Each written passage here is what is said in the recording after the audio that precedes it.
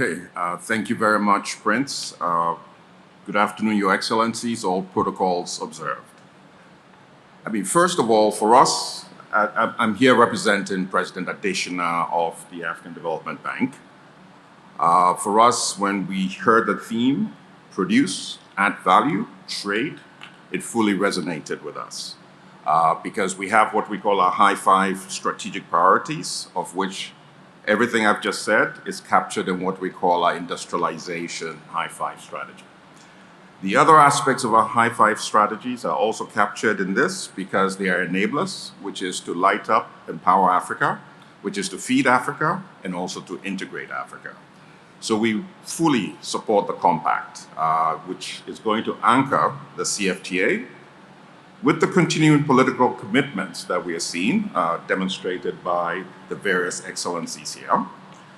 And we need to build back better, and this is the opportunity. Now, if we're not even going to buy into this, let me scare us into this.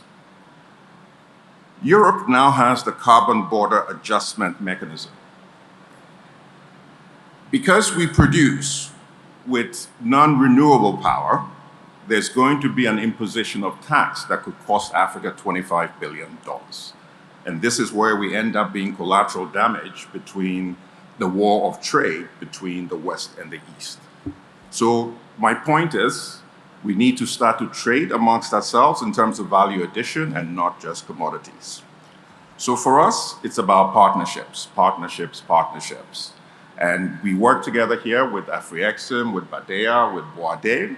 We also work through the African Association of DFIs, of which the Development Bank of Ghana is a member. And we'll continue to actually deliver, both in terms of our support of governments to create the right enabling environment, but for all the private sector parties here.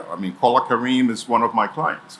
We will invest in you, we will put in risk capital to really help support you in your cross-border expansion. There is capital in Africa, as Professor Orama mentioned. $2.8 trillion of capital. We need to harness it. We would use our balance sheet to harness that for the sake of African champions. Let me end by saying there are several compacts being underwritten and supported by the African heads of state. Let's make sure they interact with each other.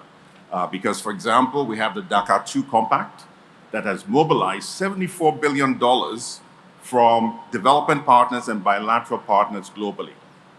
This can really integrate well with the Unleashing Africa food and agribusiness potential part of today's compact. Thank you very much.